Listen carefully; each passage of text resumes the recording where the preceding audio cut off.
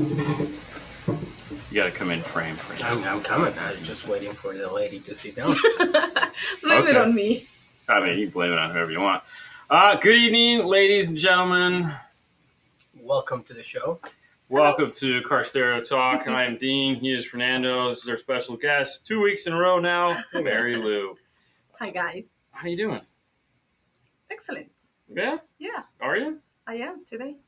That's good. I mean, as opposed to somebody tomorrow. has to be happy. Somebody has to be happy because it's definitely not going to be. Hey, it's it's not Monday. Gonna be me. What's up, fam? Chris. Hi, Chris. It's a balmy 105 degrees in San Antonio, Texas. I mean, yeah. I mean, who would have thought you'd go to Vegas to cool off? 99 degrees in Vegas. Jesus. Hello from North Carolina. Vegas. NC in the house. So now you guys are standing. No, I'm going to sit down. What's up? Because, it makes everybody look short. There, now we're all at the same height.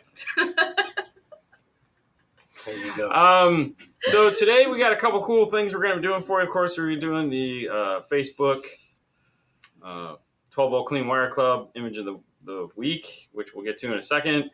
We're also going to be doing our new segment, which is this guy right here. I'm not sure I had this queued up, but it was in the wrong spot.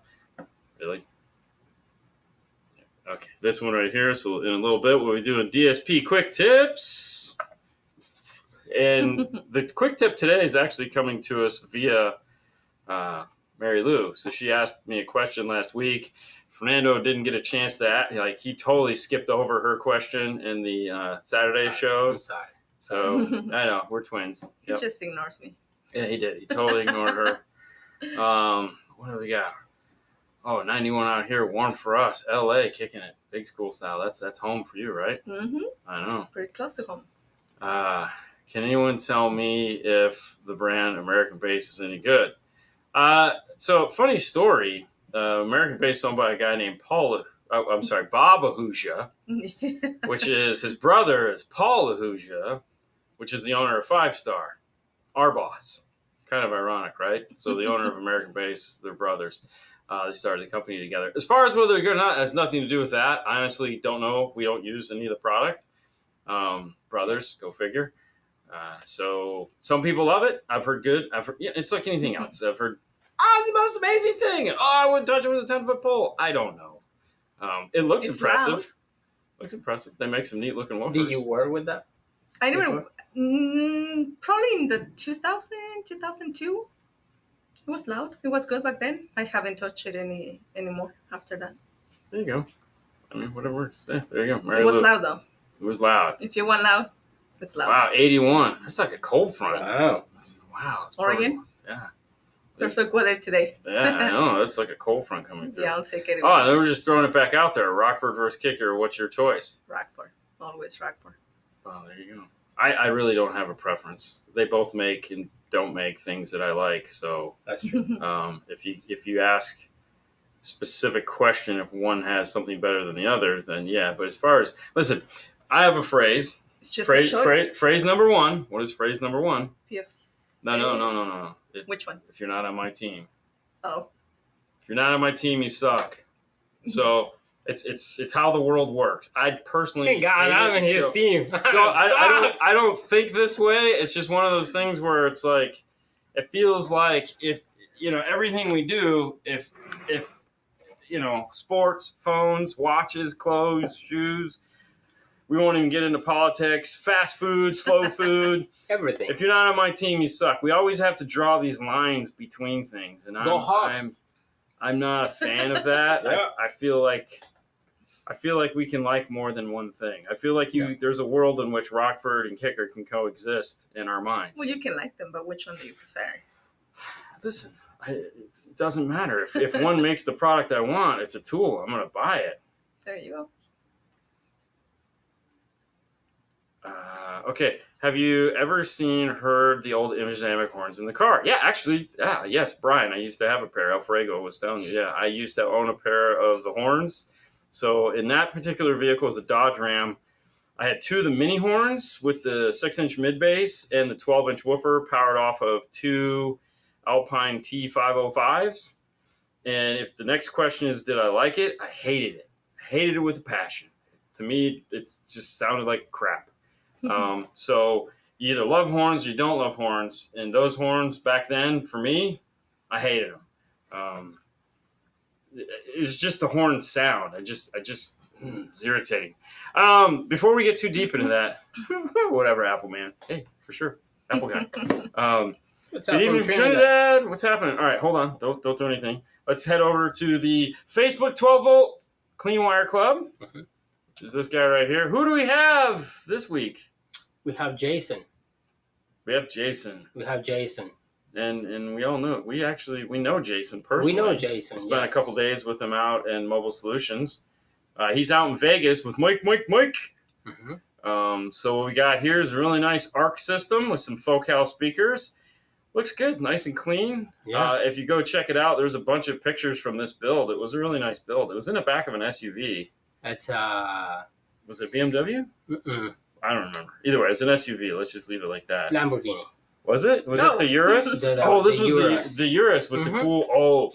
Yeah, you should definitely go check that out because the box pictures are even more impressive. They're crazy. He did a really nice job on it. And of course, that segment of the show, that cool picture, the 12-volt Clean Wire Club, is brought to you by the fine folks over at Metro, bringing us the Tsunami cables along with T-Spec. So That's true. please click on, head over there and check out their stuff. And if you like it, like we do, buy some.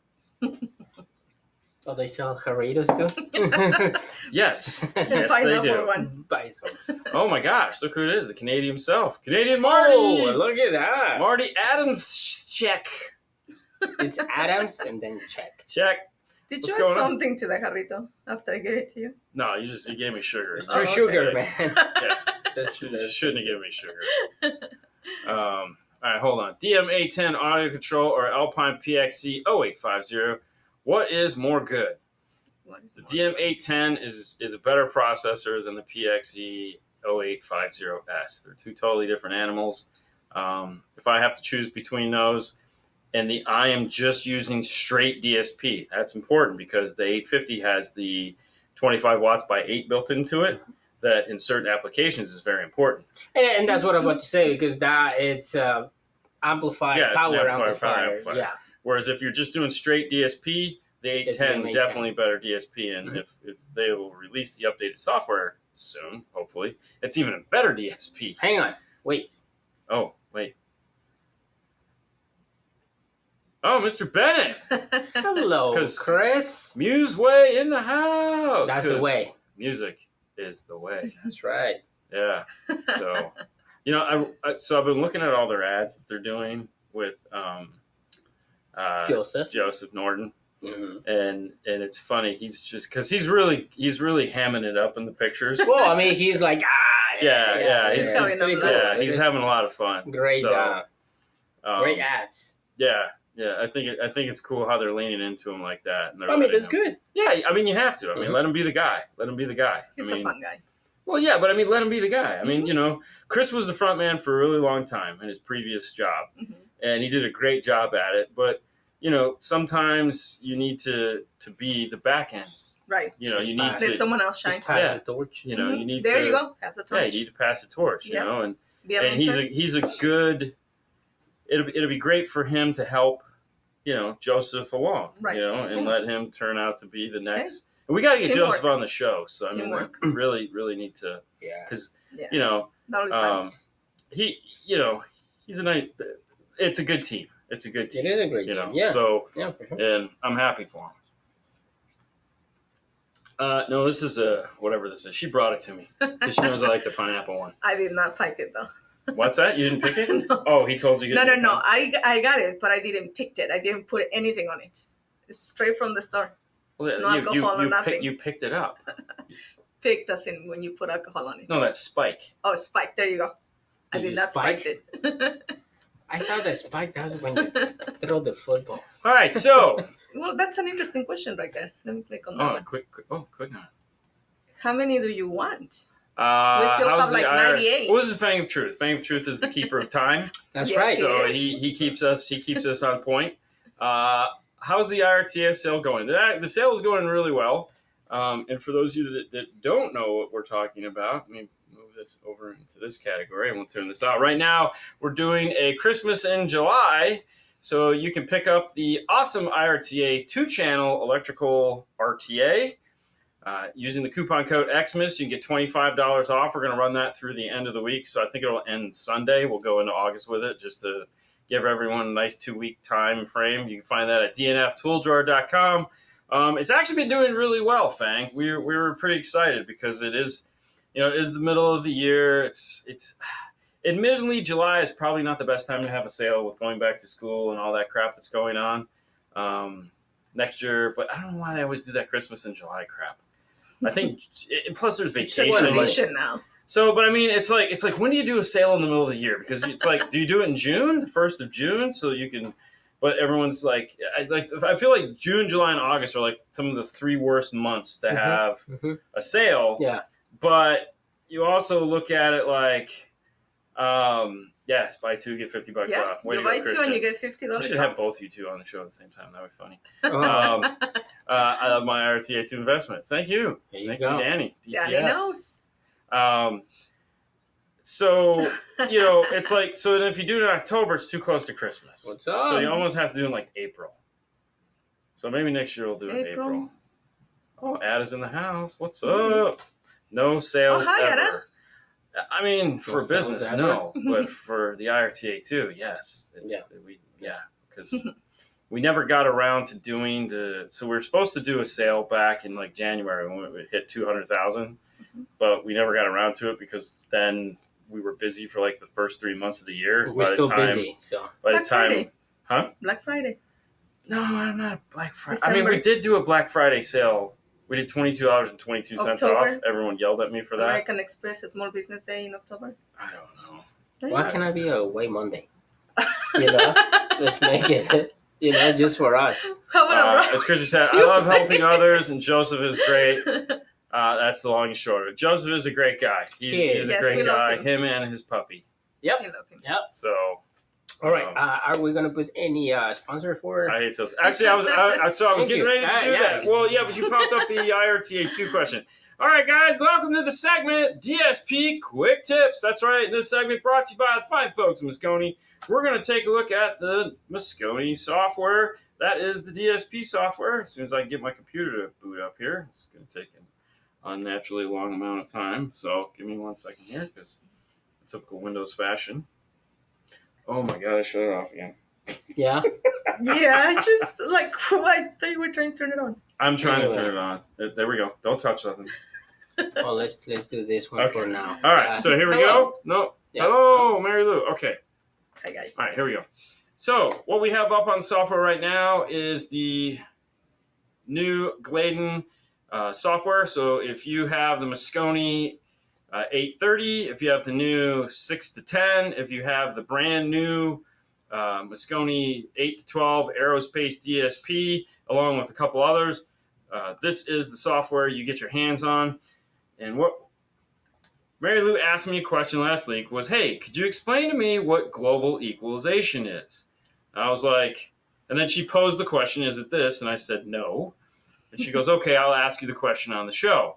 So we have this software loaded, and the purpose of this is to just talk about one topic, keep it nice and simple. And one of the features that this has is a global EQ for paired channels. And what I mean by that is the front channels, the rear channels, the sub channel, all have a EQ that is from 20,000 to 20 hertz. Right. So that if you have, let's say, channel 1 and 2 tweeter, channel 3 and 4 mid, channel 5 and 6 mid bass, we can adjust all of those speakers at the same time.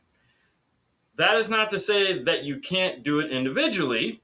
So if I wanted to go, so what I would typically do first, and this is my process, is I would open this pane here, this little gray box, and this would be my tweeters. And I'd open that up, and this would give me 10 bands of individual channel adjustment. So I could adjust my left tweeter, and I could adjust my right tweeter, and make them as close to one another as possible. Not everybody wants to do that, though.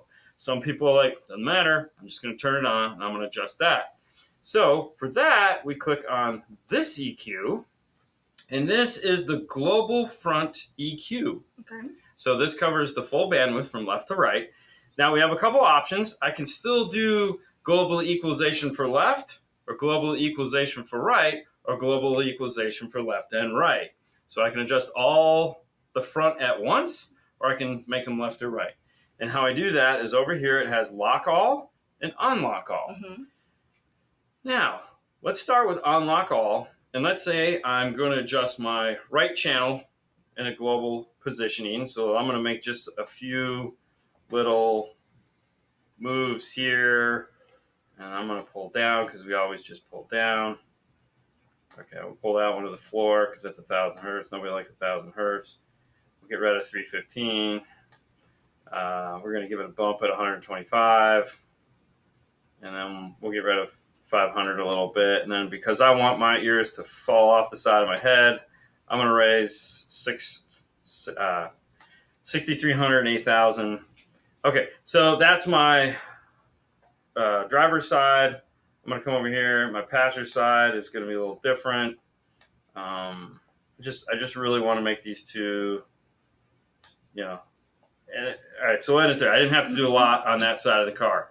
All right, now I get in, and now I turn them both on at the same time.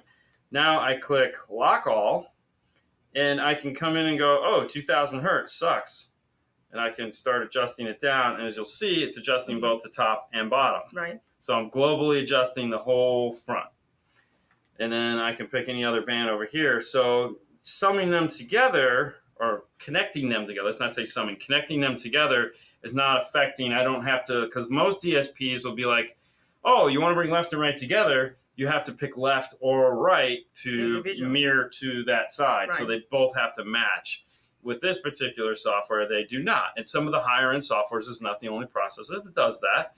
But this allows you to tune left, tune right, and then bring them both together and tune both at the same time. Now, you had asked, how do I make my tweeters sizzle? Because you wanted more tweeters. Right. For that, that's actually a different thing. I could sit over here and I could adjust all these bands from like 6,800 up. However, I don't really want to do that. So I could just come to the tweeters, which is this blue box right here. The crossover filter in the top. Yep. Right.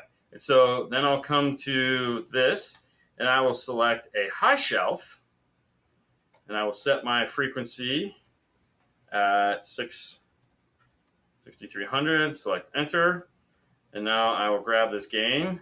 And if I do this, click this button here, that's going to match left and right together. So that's going to connect those two. And I can start bringing that up. And what this is going to do is, if you were to look at this, this would look like a crossover band. Like if you draw a crossover, so everything from 6,300 on up is going to lift up. And it's going to slope off, just like a crossover would look like. Right. So that allows me to adjust all those frequencies at once. Nice. Is there an advantage too? There is advantage to a high shelf and a low shelf, or an advantage to the global EQ? To the global EQ. The global EQ, the advantage to the global EQ is, and I love a global EQ at the end, because what it allows you to do is do the final adjustment. Because a lot of the times what you run into is you adjust the tweeters, you adjust the mid, and then you turn them both on, and there needs to be some finesse done between them. Mm-hmm. So what I'll do is I'll deal with all the tweeter, I'll deal with all the mid, I'll deal with the mid bass, and then I'll go in and use the global EQ to finish it off and start making everything do what I want it to. Now, there's plenty of guys out there that when they tune the system, they just deal with global EQ. They'll deal with the left global EQ, they'll deal with the right global EQ. Okay. Because the reality of it is, they're not excessive like myself, but the reality of it is you have your tweeter crossed over from here to here, and your mid-range from there to there. So there's very little overlapping points. So if I adjust my tweeter, which is going to be in this right side, and I adjust my mid, which is going to be way over here. My mid bass, which is going to be way over here on the left side. Those two will never, it's a 24 dB slope. Very rarely is there going to be any point to where they're going to affect each other. However, the nice thing about the global EQ is sometimes at those crossover points, even though you are using a 24 dB slope, or let's say you decide to use a 12 dB slope, you can get you need to have some adjustment there. So. Okay, and since you mentioned the top shelf and the low shelf, I'm assuming there's also an advantage in there. So the advantage of a high shelf or a low shelf is it allows me to take a group of frequencies and adjust them all at once. So if I wanted to adjust my treble here, Like if I wanted to just do a big adjustment, I'd have to sit here and I'd have to bring this one up. I got to bring this one up. I got to bring this one up. Yeah. And which is fine, but it's so much easier just to say all of this up. So like on your radio, you have tone control. Mm-hmm. So it's almost like a really better badass tone control. And there you go, guys. That is the difference between, or that is what a global EQ will do for you. And not to confuse the global EQ with Sami. Completely two different things. Totally different thing. Yeah. Totally different thing. Yeah, just making sure. Now, let's go to, where's, Just Curious. Yes. Just Curious, does a DSP eliminate bass roll-off?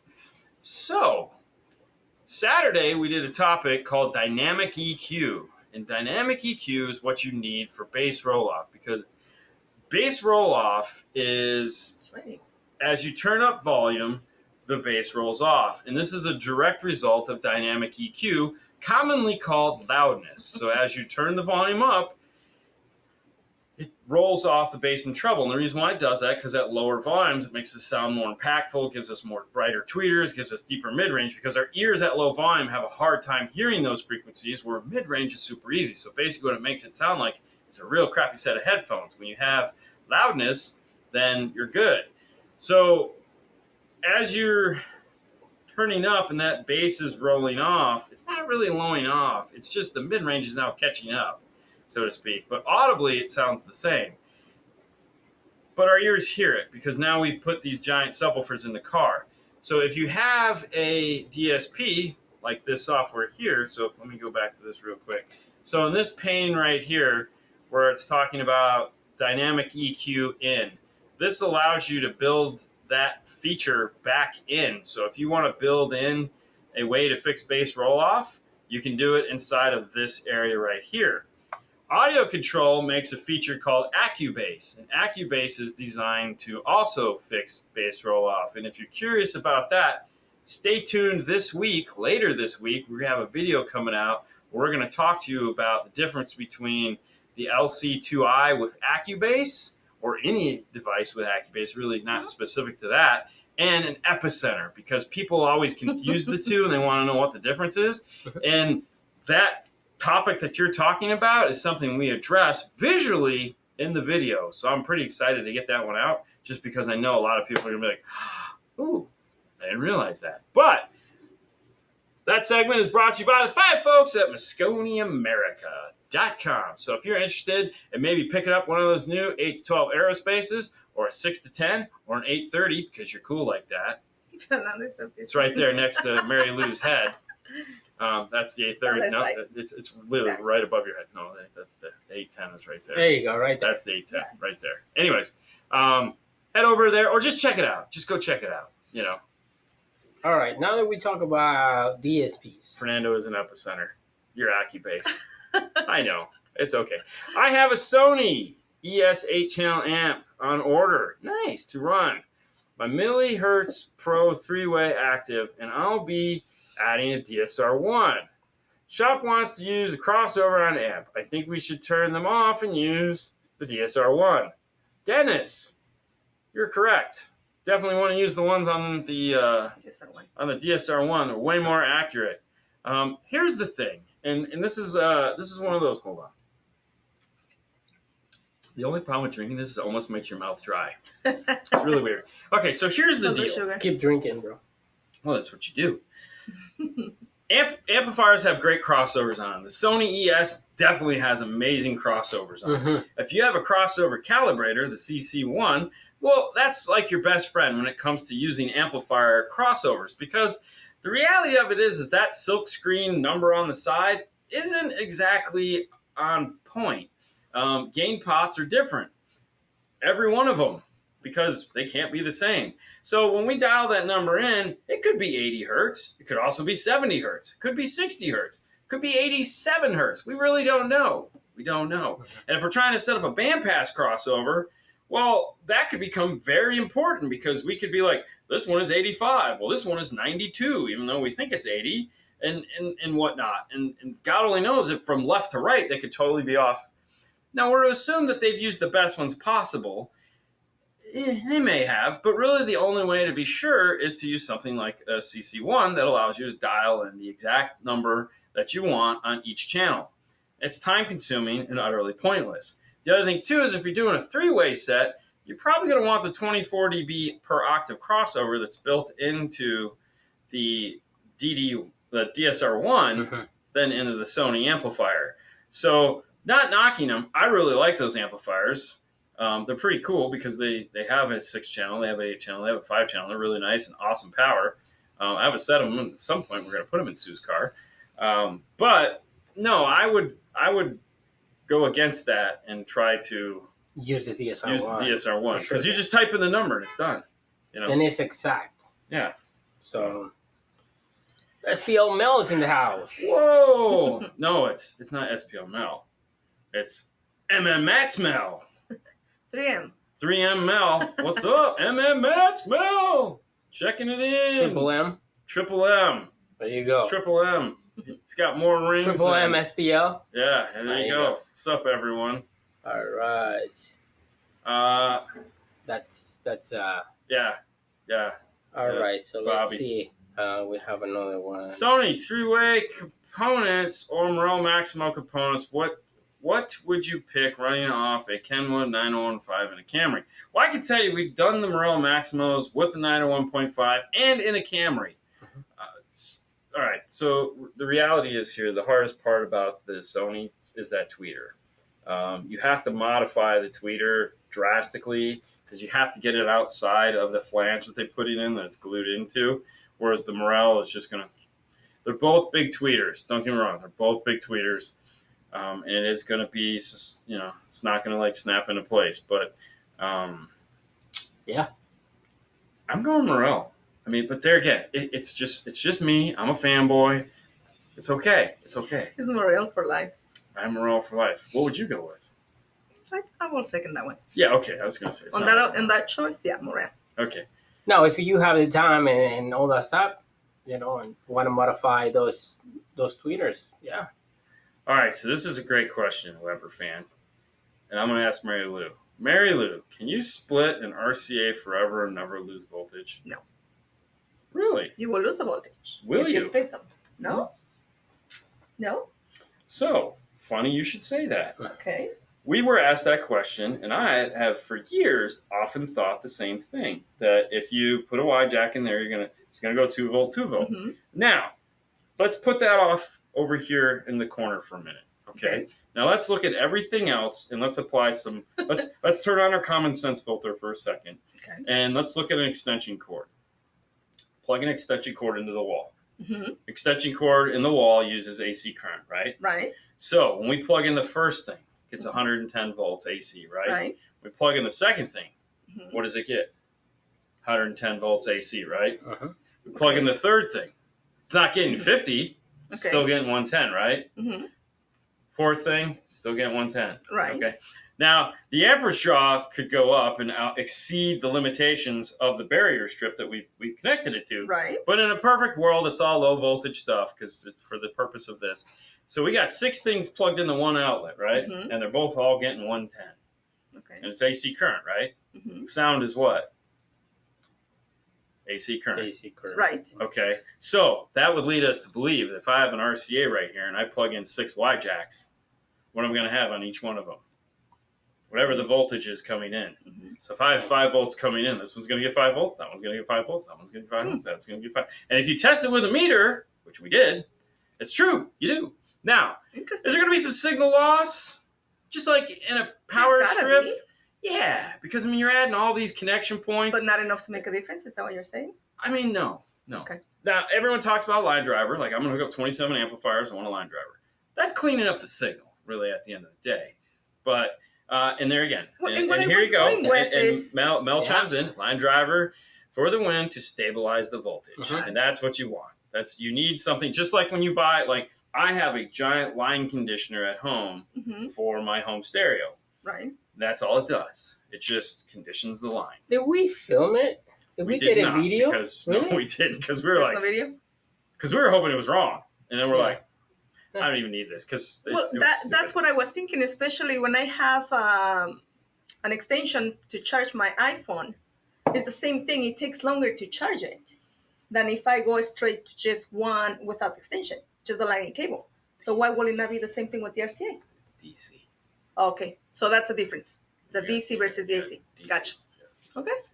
See, always learning something. But either way, I mean, it's because there again, you can fuck up. I'm sorry, you can screw up DC voltage. Whoa. Whoa, he's dropping the F bombs. My bad. Sorry, guys. Sorry. Zajarrito. Either way, but there again, it also depends on the transformer that you're using to charge. Okay, so Will the quality of the RCA make a difference? I think the quality of the RCA will make a difference whether you have one RCA or two RCAs or 27 RCAs. We all know that the quality of the RCA is important. So if we're dealing with a crummy RCA, it's not going to matter.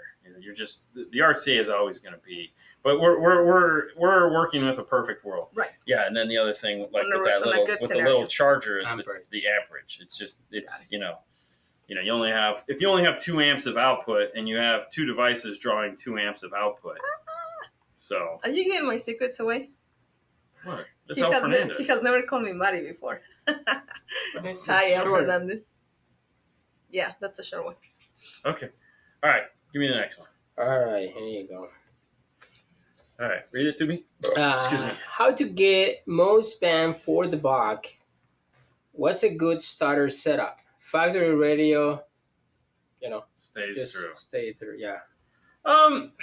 Okay, so that's a tough question because it's really going to depend on the car, right? Mm-hmm. Would you agree? Always. Yeah. Always. So which car you're working with is important. I mean, if we were to look at this generic, so let's pose the question generically. So we have a factory radio. We don't know what it is.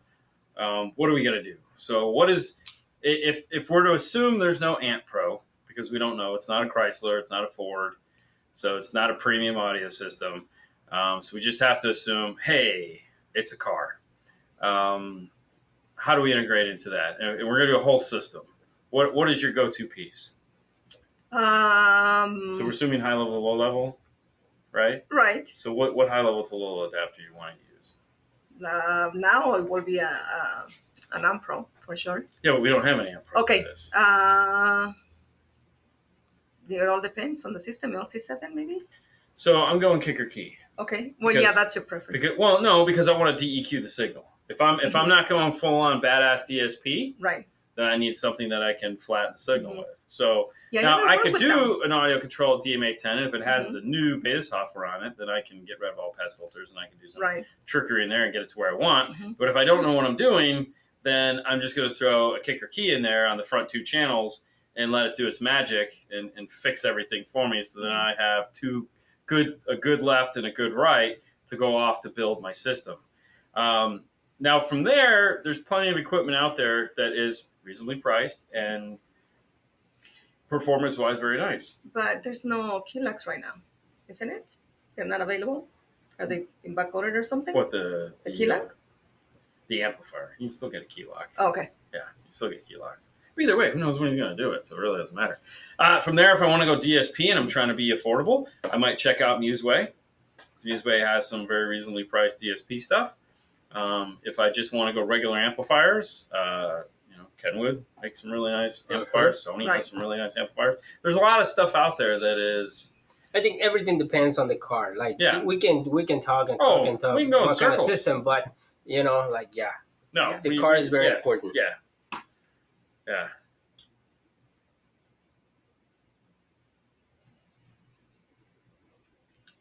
Yeah? You weren't ready to go? I'm ready. I mean, that was dead air, man. What's your best package on a 2022 Mustang non-BO system? Had a local shop, Focal 3-way or Alpine 3-way with Alpine 12-inch sub, Alpine amps, and Rockford DSP. So I'm guessing that's the DSR1? Could be. Yeah, I mean, we've done both in the Mustang. We've done the Alpine 3-way set, the new R-Type set. We've done a ton of Focal 3-way sets in there. Have you heard the new Alpine? No. Yeah, they're nice. I mean, my personal favorite, I think, in the Mustang, would you agree, Fernando, is the Flax? Flax. Yeah. I like the Focal Flax. I think that's the one we have the best. That's one I get the most excited about. Yeah. Woo! Thank you, Dennis, coming through. You, man. So nice. All right. Okay. You already took it out. Anyway. Okay. I have an old Honda that uses standard electrical tape. I need to do some repairs and want to use Tessa tape. Should I use the fuzzy stuff or the non-fuzzy stuff? Okay, so if it's a repair that's going to be permanent, meaning you're just going to repair something and that's it. It's just going to go back. It's never going to be looked at again. It's just, I would use electrical tape. I would just use the crappy electrical tape because you want it to look factory. You want it to look like that repair was never done. Now, if you're going to be pulling off like you're pulling all that crap out and you're not going to have any more electrical tape in there, then you want to use the non-fuzzy tape that needs scissors to cut. Because the non-fuzzy stuff is not going to turn to sticky goo as quick as the fuzzy stuff, which is sticky goo really quick, like within a day. So 3M electrical tape. If I'm trying to make it look factory again, I'm going to go 3M, Right. regular tape because I want it to match. Not just any electrical tape, but 3M. Better quality. It's all crap. There you go. It's all crap, man. I'm like, every now and then I find, like, I'll get some stuff that doesn't turn to sticky crap. I'm like, what is this? And I was like, I have no idea. It was in the bottom of my toolbox. I'm like, God damn it. All right. So, can anyone in the panel recommend me a place that sells CarPlay adapters for factory stereo that doesn't have that feature? Yes. RDV, RDVFL.com, which Fernando's brought it up. It's right here. Let me turn this off. RDVFL.com. You can get the CP/AA mirror, and that is the unit you are looking for. And that will plug right into the factory USB, and you connect your phone up to it, and you're good to go. I use one in my Mustang right now, and I love it. Works great. It does work great. It does exactly what I want. It's been in there for like 2.5 years now, and what I find is I'll drop my garage door opener or I'll move some shit around in there, and I'll be like, but it'll work in either one, so I can put it in the front if I want it, but I don't want to. Yeah. Do you usually disconnect the center and the F250s? Unfortunately, yes. The problem, okay, so and the reason why we do this, do you know the reason why we do this? No. Okay, so this is one of the things that I always go to these manufacturers and it just pisses me off to no end because I'm like, every car has the potential to have a center channel now. But for some reason, we can't get the amplifier manufacturers to make a 3-channel amplifier. Okay. So that we can have a left, right, and a center. Mm-hmm. They'll just look at you like you just said the dumbest thing in the world. Right. Like, I want a 5-channel amplifier that is like 70 by 3 and 100 by 2. Okay, so that I can power the front of a car. Okay. Or a 3-way, a tweeter, mid, tweeter, and then 2 mid bass. The problem with it is the other side of that, which is upmixing. So what Ford typically does in the non-BO system is they literally just take right off of the front left or right speaker. I don't remember which one it is. And that's what powers the center channel. There's nothing done with it. So it's just sound coming out of the center of the dash. And it kind of sucks. And the reason why 3-channel amps failed in the 90s is because in the 90s, we didn't have cars with center channels. So this whole once bitten, twice shy mentality needs to go away. And now we have the center channel, but we don't have the three channel amp. Yeah. We were doing some final beta testing in the beta testing group. I think we're really close. So, but I haven't talked to anybody there in the last 2 weeks to know what's going up with what. So, but it really, so you know what an upmixer is?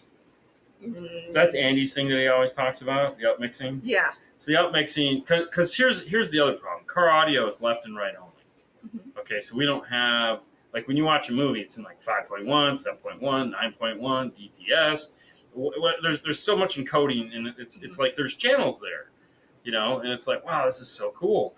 But in audio, car audio, we have a left and a right. That's it. So none of that stuff is done. It's not upmixed into it. They haven't extracted out. So now you have to take a secondary device that hopefully knows what the hell it's doing, and remove that data, put it to the center, and then feed what it's not using out to the left and right. Okay, so like when you get into a car, like when Bose does a really good job, okay, or DLS Hondas use the DLS system, or you have Harman. These guys all can do amazing work with this stuff. And some of those cars you get into, especially at Harman. yeah, and you're like, holy crap, that sounds amazing. And like it actually sounds like from both the drivers and the passenger seat, like there's a center channel. So like when you're sitting here, you're like, oh, it sounds coming from over there. When you're sitting here, it's because what we get in most applications is the sound comes right here in front of the gauge cluster or right on top of the airbag. You know, it's like it's not happy for anyone.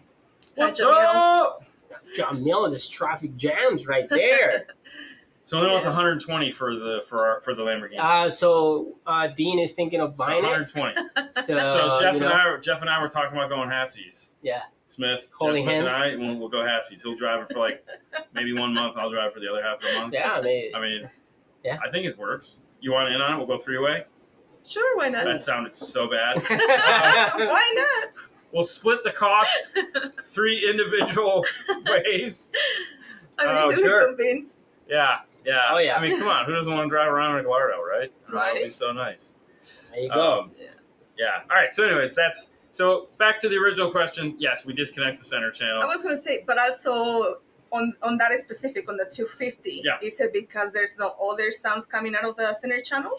Well, no, most of the time in the 250, if it's got a center channel, it's got BO, the BO system. So we're just doing Amp Pro in it or Zen or something like that, where we're going to get a true left, a true right, and then we're putting a DSP in there. We're getting a discount on the 3-way. Hey, I'm in. Oh, all right. There we go. Still probably too much. See, he threw the friends and family discount for me. Yeah. There you go. Right, Emil?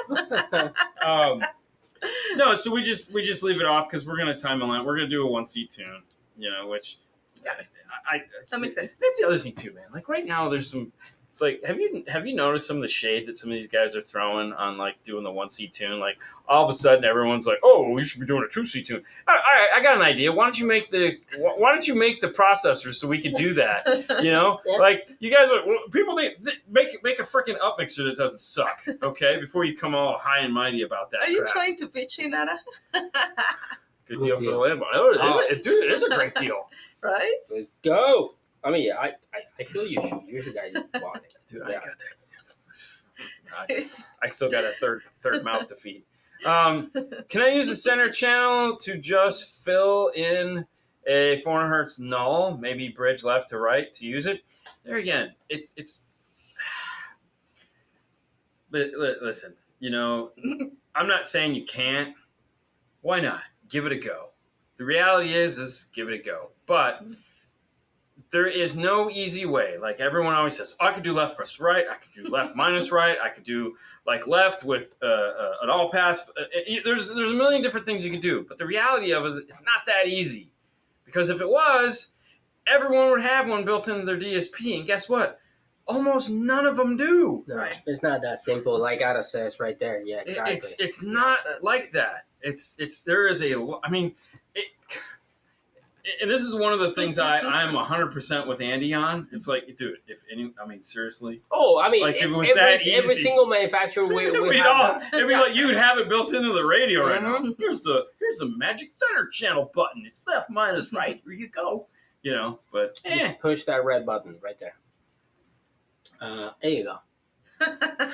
DMA 10. Yep, won't power down. Oh, when I shut the car or radio down using GTO sensing and remote out to turn amps off. Install a cutoff switch, and if it doesn't shut down, I flip the switch, and the switch still won't do anything if you flip it on and off. Because, all right, here's the thing. Depending on the type of car, GTO Sense. And you can actually test for this. So if you want to know what the hell is going on and why it's staying on, if you have a digital multimeter, get ready to get mind blown. All right, so when you unlock your car, it wakes up the computer in your car. The computer in your car is connected to everything in your car, radio included. The radio automatically in the background starts to boot up. All right? Now, if you decide that I'm not going to do anything with my car, the radio, depending on the car, is going to stay on for anywhere between 5 minutes to maybe 30 seconds. Either way, it's going to stay on until it says, oh, he's not going to do anything with me. All right. Now, if you take your digital multimeter, set it to DC, Take one black lead, go to ground. Take the red lead, go to any speaker output in the car. I don't care which one. It doesn't have to be positive or negative. It doesn't matter. On the digital multimeter, it'll say 6 volts, 6.00 or 5.9 something. That is the DC offset. That is what GTO, great turn on. Did you know that's what it's the great turn on? Yeah, that's what that is looking for, is the DC offset. All right. So it's turning on because your car is turning on. It is in what's called standby mode. Your DSP and your amplifiers are not consuming any power at this point because there's no signal coming over the RCAs. So they're in idle current. They're just doing idle current. So usually an amplifier manufacturer will put a number that says idle current, which is usually like 1 amp or something like that. Okay, and that'll stay on until it sees nothing, and then it'll go down. If you take a digital multimeter and hook it up to one of those speakers, you can track how your car works. Like we've had to do it in cars when we get nervous, because like a Fords can take 3.5 to 5 minutes before they'll go to sleep. And if the door's open, it may never go to sleep because the car is sitting there going, "Are you going to start me up or what, bro?" And it can sit there for 20 minutes. All right. But during that 20 minutes, it's not drawing a full spectrum of current. It's not going, ah, it's just little tiny amounts of current it's drawing. Okay. Now, if you turn in a toggle switch and you have GTO turned on, guess what? The toggle switch isn't going to do anything because it's not looking at the remote turn on input. It's looking at the GTO. In order for you to have that toggle switch work, you actually have to go into the DM810 and turn off GTO. Okay? So toggle switch isn't going to work. All right? Now, if you don't like the way the processor is working, like you're like, this sucks, it's making me nervous, I don't want it. There's a simple solution for this. Then use the GTO. No, open the 810 up, make sure power is disconnected, turn off the GTO jumper, put the top back on. If your car doesn't have an ignition circuit somewhere, commonly the cigarette lighter is a great ignition source. Okay, PAC makes a thing called Ignition 3, ING3.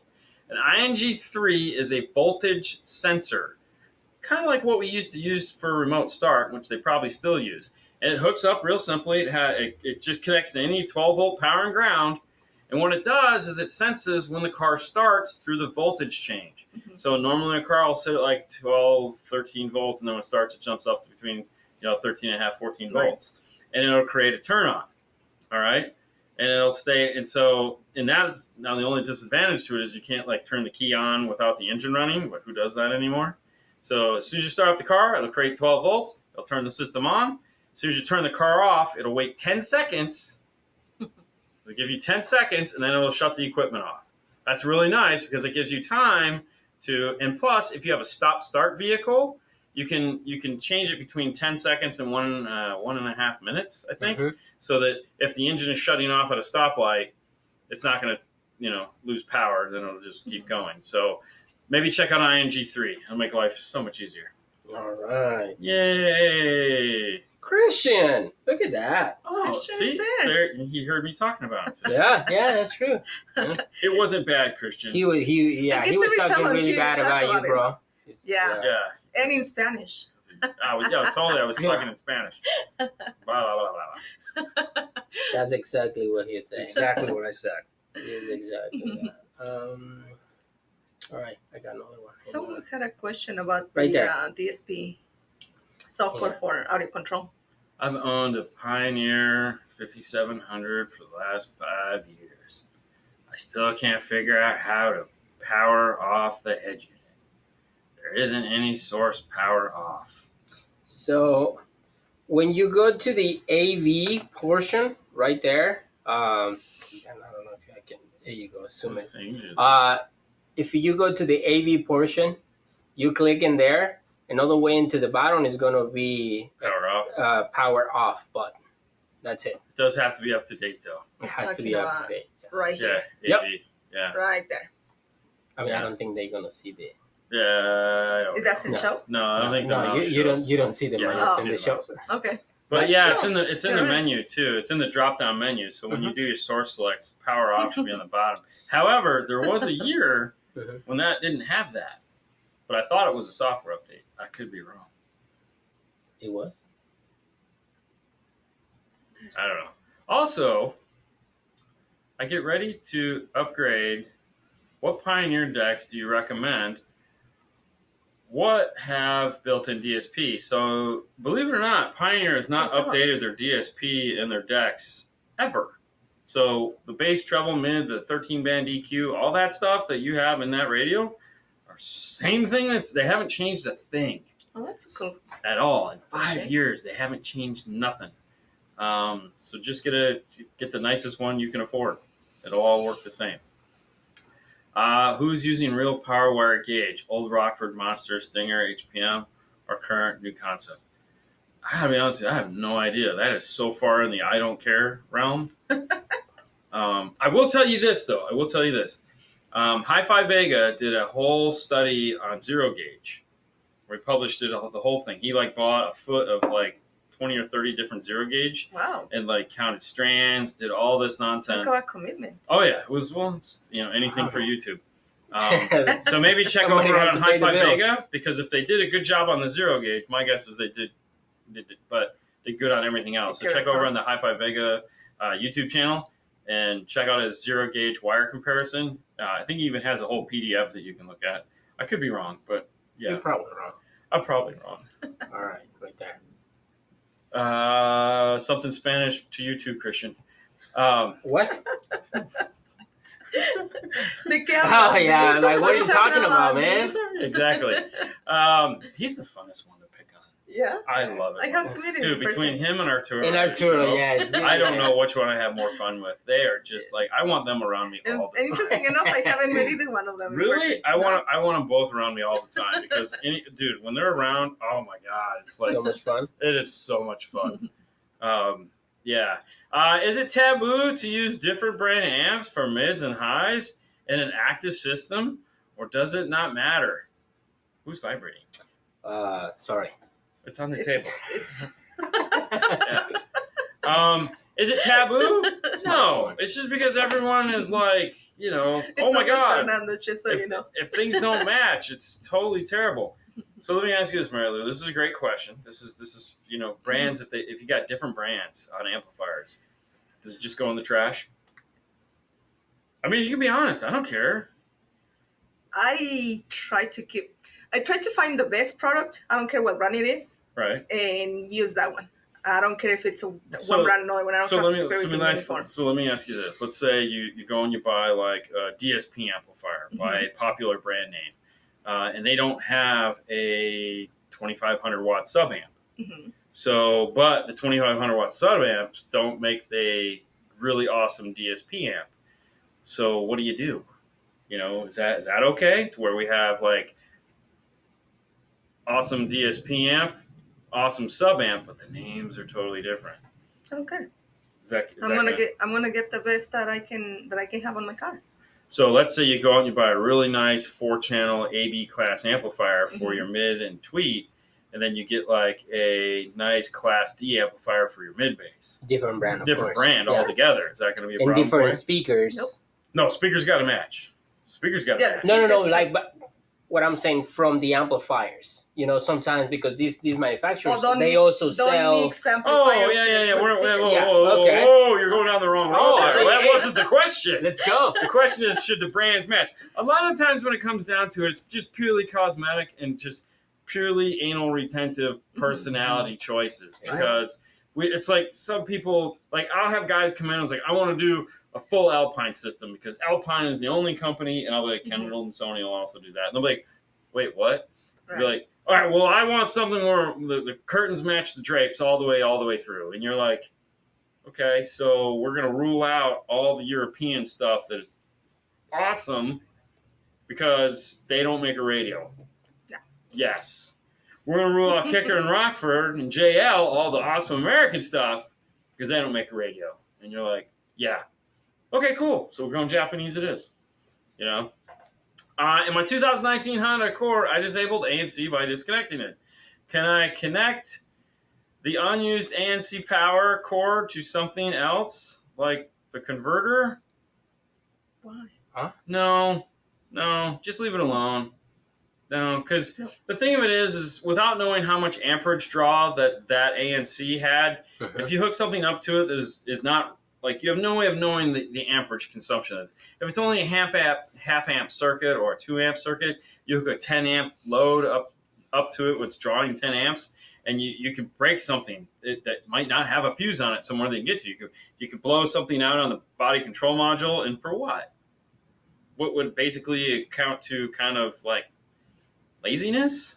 I mean, I'm not saying you're lazy. I'm just saying that's really what it comes down to. Getting a better source someplace else would be the way to go. We never use it. It just gets zip tied up in a place. The other thing, too, is I know it's probably the car's out of warranty. It's 4 years old. But, man, the car dealerships suck. And if you ever had to take it in for some real repairs, they're going to be like, this is what did it. And you're going to be like, no, it's not. But you have no way to know. So, by all means, never...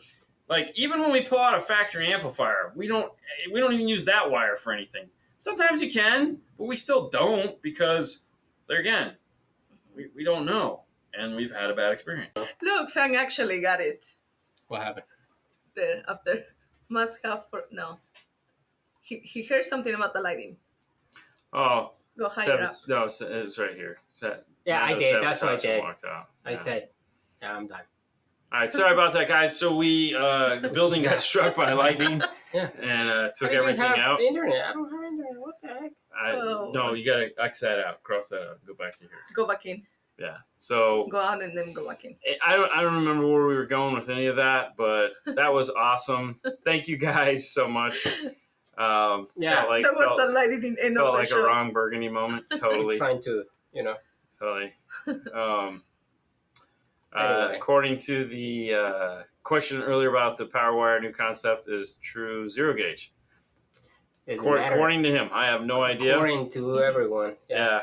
But all right, guys, thank you so much for tuning in this week. Mary Lou, thank you for stopping by. It's a pleasure. It's 2 weeks in a row. Let's not make a habit of this. I know you guys like it when she's on. We like having other people to throw questions at. I know we were in the middle of a really good debate on something, and then the power went out. So, well, probably that was good because it wasn't going anywhere. But that's it. Hey, make sure to tune in on Instagram for what's happening in the Bay. Make sure to head over to DNF Tool Drawer. Take advantage this week. It's going to end Saturday. It'll end on the 2nd. Oh, no, that's August. Anyways, tomorrow's 1st. Yeah, I know. Hold on. I got to get the right date. It's going to end on the 6th. So August 6th will be the last day to take advantage of this. August 6th, 2023 will be the last day to take advantage of saving $25.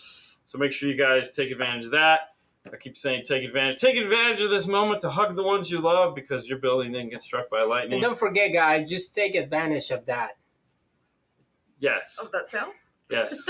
I think we're taking advantage of your time right now. So you guys go forth, be merry, have a great night. We'll see you back here Friday morning for the news, as well as Saturday. We'll answer more of your questions and, of course, more DSP tips. So take advantage of the Saturday and Friday show. If you have any questions about DSP, make sure you add them into the comments, and we'll try to use those as ideas for future questions answered.